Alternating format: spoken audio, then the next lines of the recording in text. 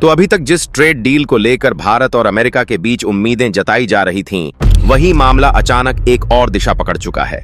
वजह है टैरिफ, जिसे लेकर टकराव इतना बढ़ गया है कि अब हर कदम चौंकाने वाला साबित हो रहा है। देखिए, हालात यहां तक पहुंच गए हैं कि ट्रंप सरकार द्वारा लगाए गए शुल्कों के खिलाफ भारत में अमेरिकी सामान का विरोध शुरू हो गया है। यानी तस्वीर बिल्कुल साफ है। जिस अमेरिका ने कभी हमारी अर्थव्यवस्था को हल्के में लिया था, आज वही अपने ही फैसलों से परेशान है। इसी बीच एक और बड़ी खबर है। प्रधानमंत्री नरेंद्र मोदी अमेरिका जाने वाले हैं और ट्रंप से आमने सामने बातचीत करेंगे। लेकिन दिलचस्प बात यह है कि इस विजिट से पहले ही भारत ने अपनी चाल चल दी है। अब खेल टैरिफ का है और इसमें भारत ने अमेरिकी प्रोडक्ट्स पर भारी टैक्स लगाने की तैयारी पूरी कर ली है। कई सामानों की सूची यानी लिस्ट तक जारी हो चुकी है। साफ है कि आने वाले दिनों में यह टकराव सिर्फ बयानबाजी तक सीमित नहीं रहने वाला।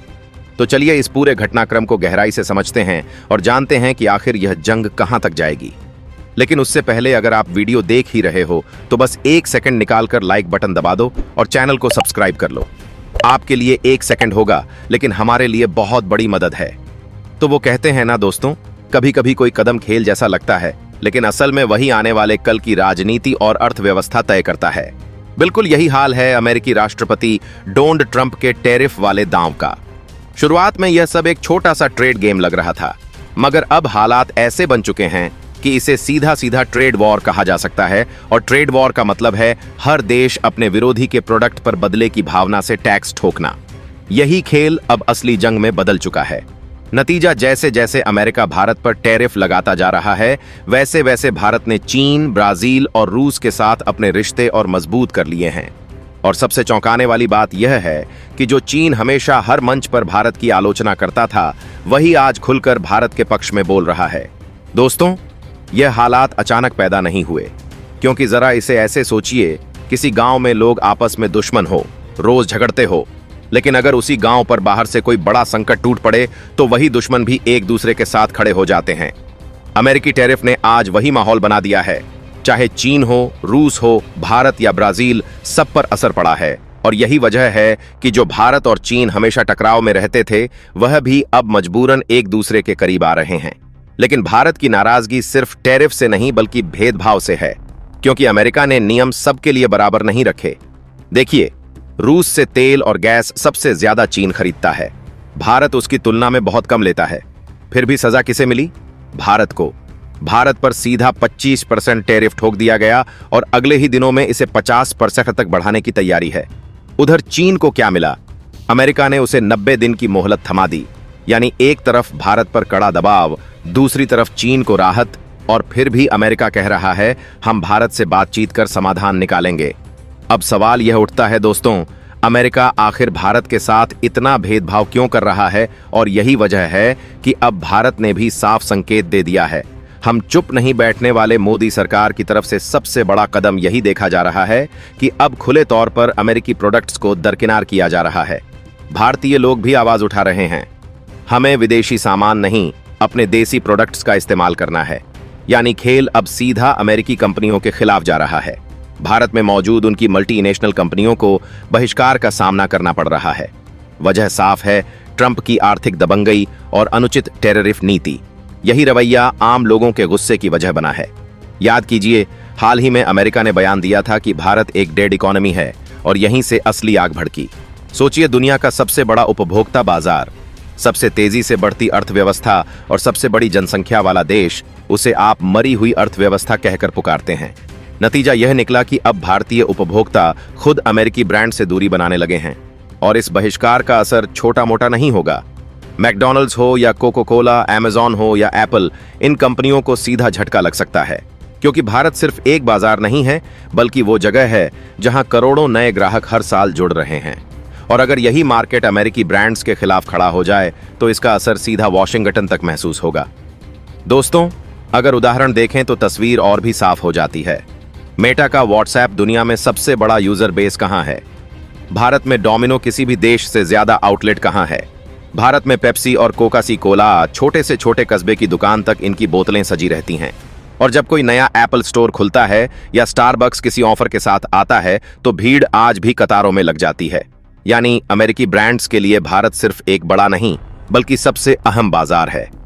लेकिन भारत में जिस तरह बॉयकॉट की लहर उठी है, उसने इन कंपनियों के भीतर डर का माहौल खड़ा कर दिया है। इसी बीच एक और बड़ी खबर सामने आई है। प्रधानमंत्री नरेंद्र मोदी अगले महीने अमेरिका की यात्रा कर सकते हैं। मौका होगा संयुक्त राष्ट्र महासभा का 80वां सत्र। पार्शियल लिस्ट के मुताबिक 26 सितंबर की सुबह पीएम मोदी वहां उच्च स्तरीय बहस को संबोधित करेंगे और यहीं से यह उम्मीद भी बंधी है कि भारत अमेरिका के बीच जो टैरिफ का विवाद भड़क चुका है, शायद इस मुलाकात के दौरान उसका कोई रास्ता निकल सके। इसके अलावा सोचिए दोस्तों, मोदी जी की अमेरिका यात्रा अभी बाकी है, लेकिन उससे पहले ही भारत ने मैदान में बड़ा दांव खेल दिया है और यह कोई छोटा मोटा कदम नहीं है, बल्कि सीधे अमेरिका के खिलाफ भारी भरकम टैरिफ लगाने की तैयारी है। अब यह कदम क्यों जरूरी हुआ? दरअसल ट्रंप सरकार लगातार भारत पर ऐसे टैरिफ लगा रही है कि भारतीय निर्यातकों का करोड़ों अरबों डॉलर का नुकसान हो चुका है। स्टील और एल्यूमिनियम पर अमेरिका ने पहले 25% शुल्क लगाया और फिर उसी को बढ़ाकर 50% कर दिया। नतीजा यह हुआ कि लगभग 7.6 अरब डॉलर की भारतीय एक्सपोर्ट इंडस्ट्री बुरी तरह से प्रभावित हो गई। यानी बात सिर्फ व्यापार तक सीमित नहीं रही। अब यह पूरा खेल एक तरह का ट्रेड वॉर बन चुका है और भारत का नाम इसमें सबसे आगे लिया जा रहा है। खबरें तो यहां तक है कि अमेरिका भारत पर हथियारों की डील खरीदने का दबाव भी बना रहा है, लेकिन मोदी सरकार अब ट्रंप को उसी की भाषा में जवाब देने की तैयारी कर चुकी है। चुनिंदा अमेरिकी सामानों पर भारी टैरिफ लगाया जा सकता है, खासकर स्टील, आयरन और एल्यूमिनियम जैसे मटेरियल्स पर। अगर यह फैसला पास हो गया तो यह होगा भारत का पहला औपचारिक और सीधा जवाब अमेरिका को, और साफ संदेश यही जाएगा कि अब भारत एक तरफा दबाव झेलने के मूड में बिल्कुल भी नहीं है। इसका सीधा मतलब यह है कि भारत चाहे तो अब अमेरिका से आने वाले स्टील और एल्यूमिनियम पर भी बड़ा टैक्स लगा सकता है। और यह फैसला सिर्फ पैसे का खेल नहीं होगा, बल्कि एक कड़ा राजनीतिक संकेत भी जाएगा कि भारत दबाव में झुकने वाला नहीं है। अगर भारत ने यह कदम उठा लिया तो सबसे ज्यादा चोट अमेरिका की मैन्युफैक्चरिंग कंपनियों को लगेगी। दोस्तों, जब हम भारत और अमेरिका के बीच इस बढ़ते टकराव को देखते हैं तो साफ समझ आता है कि अब यह मामला केवल शुल्क और व्यापार तक सीमित नहीं रह गया, बल्कि यह सीधे सीधे दोनों देशों की प्रतिष्ठा और भविष्य की दिशा से जुड़ चुका है। क्योंकि जिस भारत को कभी पश्चिमी दुनिया केवल एक उपभोक्ता बाजार समझती थी, आज वही भारत अपने कूटनीतिक दांव से पूरी दुनिया की अर्थव्यवस्था को प्रभावित कर रहा है। और यही वजह है कि अब अमेरिकी दबाव का असर उल्टा पड़ने लगा है। भारत ने जिस तरह से अपने व्यापारिक साझेदारों का दायरा बढ़ाया है और रूस, चीन, ब्राजील, दक्षिण अफ्रीका जैसे देशों के साथ रणनीतिक तालमेल मजबूत किया है, उसने वॉशिंगटन की चिंता कई गुना बढ़ा दी है। क्योंकि यह पहली बार हो रहा है जब भारत बिना किसी झिझक के अमेरिकी कंपनियों के खिलाफ खुले मोर्चे पर उतर आया है, और यही बदलाव इस पूरे संघर्ष को और ज्यादा खतरनाक बना रहा है। सोचिए दोस्तों, जिस देश में करोड़ों लोग हर दिन विदेशी सामान का इस्तेमाल करते हों, वहां अगर अचानक माहौल बदल जाए और लोग यह ठान लें कि अब हमें केवल देसी उत्पादों का ही उपयोग करना है, तो यह झटका किसी भी विदेशी कंपनी के लिए कितना बड़ा होगा। यही डर अब अमेरिकी उद्योग जगत के भीतर फैल चुका है। अमेरिकी संसद में भी इस पर चर्चा शुरू हो चुकी है कि आखिर भारत जैसा बड़ा और तेजी से बढ़ता हुआ बाजार हमारे खिलाफ क्यों खड़ा हो गया। और इसकी सबसे बड़ी वजह कही जा रही है ट्रंप सरकार की, वह दबंग नीति जिसमें मित्र और दुश्मन का कोई फर्क ही नहीं रखा गया। भारत ने साफ कह दिया है कि अब वह किसी भी दबाव में नहीं झुकेगा और उसकी प्राथमिकता केवल अपने किसानों, मजदूरों और छोटे व्यापारियों की सुरक्षा होगी। यही कारण है कि सरकार ने अमेरिकी आयातित वस्तुओं की लंबी सूची तैयार कर ली है, जिसमें से कई पर भारी शुल्क लगाने की तैयारी है। और अगर यह कदम लागू हो गया तो अमेरिकी उत्पाद भारत में पहले से कहीं ज्यादा महंगे हो जाएंगे, जिससे सीधा असर इनकी बिक्री पर पड़ेगा और भारतीय बाजार धीरे धीरे इनसे खाली होने लगेगा। लेकिन दोस्तों, असली खेल यहीं खत्म नहीं होता, क्योंकि भारत केवल शुल्क बढ़ाकर रुकने वाला नहीं है, बल्कि उसने समानांतर तौर पर अपने घरेलू उद्योग को भी प्रोत्साहन देना शुरू कर दिया है, ताकि जब विदेशी ब्रांडों का बहिष्कार हो तो लोग आसानी से देसी विकल्पों की तरफ बढ़ सकें। इस रणनीति का सबसे बड़ा उदाहरण मोबाइल उद्योग में देखा जा सकता है, जहां पहले तक अमेरिकी और यूरोपीय कंपनियों का दबदबा था, लेकिन अब धीरे धीरे भारतीय कंपनियां नए मॉडल और किफायती दाम में लोगों का भरोसा जीत रही हैं। यही हाल पेय पदार्थ से लेकर फास्ट फूड और ऑनलाइन शॉपिंग प्लेटफॉर्म तक में दिखाई दे रहा है। यानी जो काम कभी नारेबाजी तक सीमित था, वह अब सच्चाई में बदलता जा रहा है।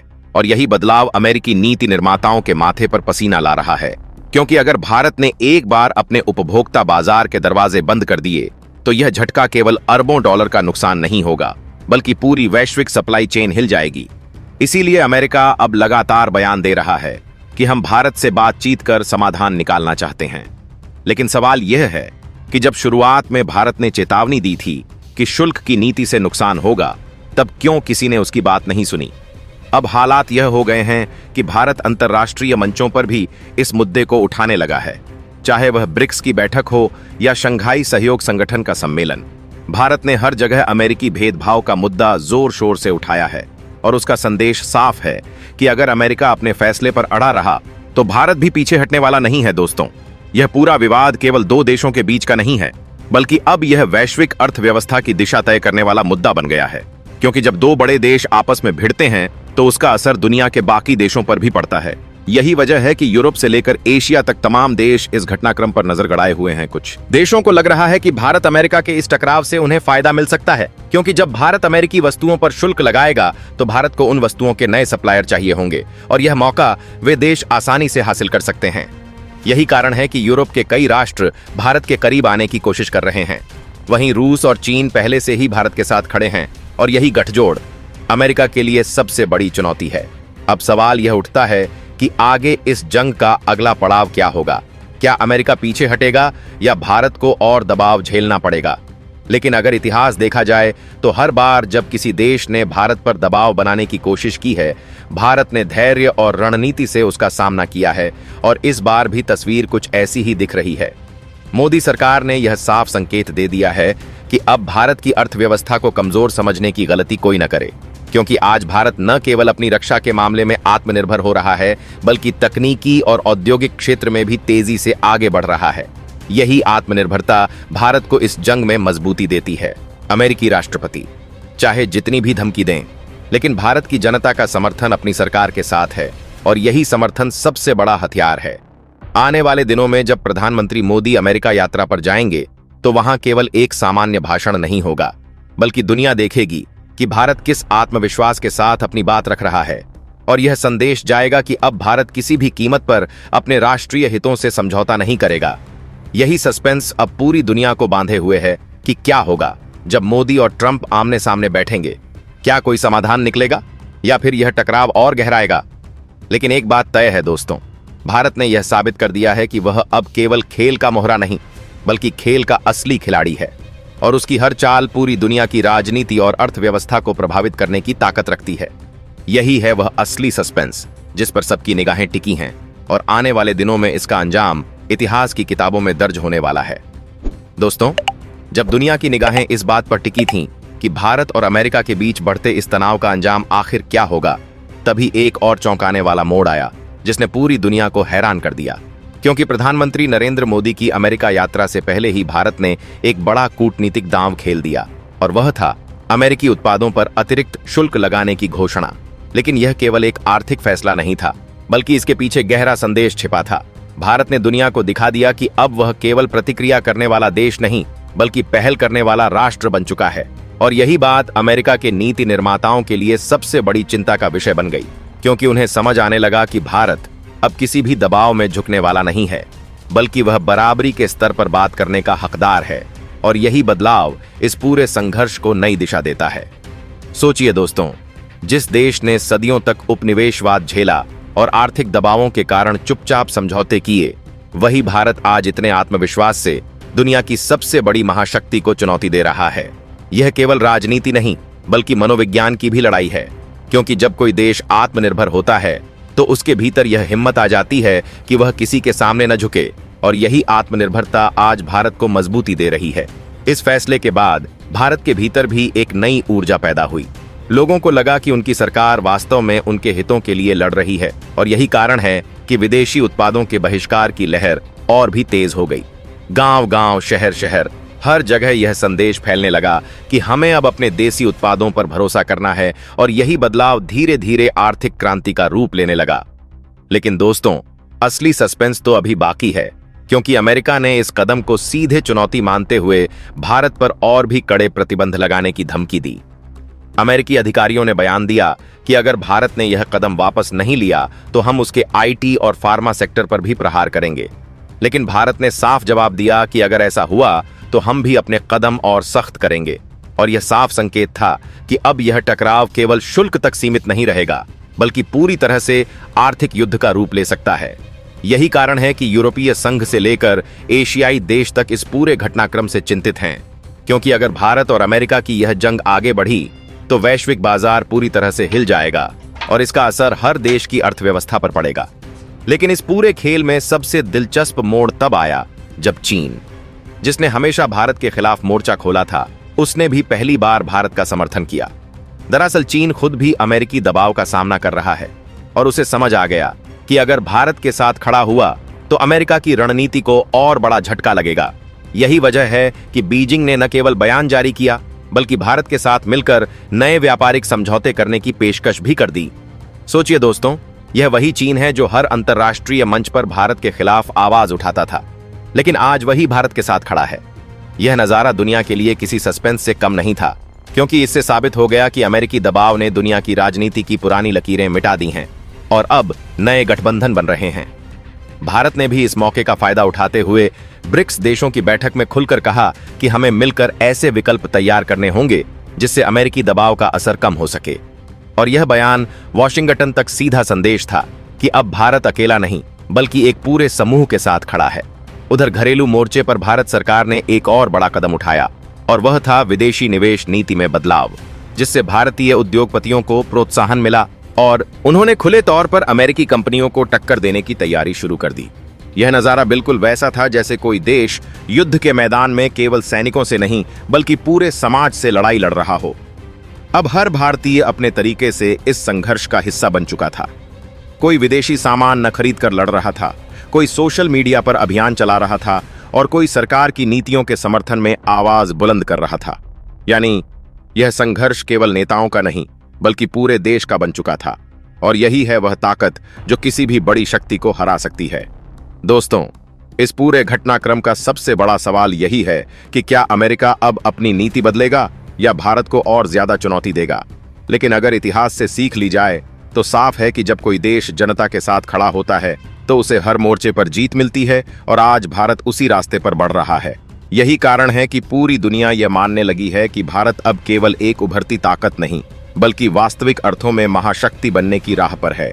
यही है वह सस्पेंस जिससे आने वाले समय में पूरी दुनिया का संतुलन बदलने वाला है। और सबकी निगाहें अब इस बात पर टिक गई हैं कि मोदी और ट्रंप की मुलाकात के बाद यह कहानी कौन सा नया मोड़ लेगी। लेकिन एक बात तो तय है कि भारत ने दुनिया को यह संदेश दे दिया है कि अब वह किसी भी कीमत पर अपने हितों से समझौता नहीं करेगा, और यह नया भारत हर चुनौती का सामना करने के लिए पूरी तरह तैयार है।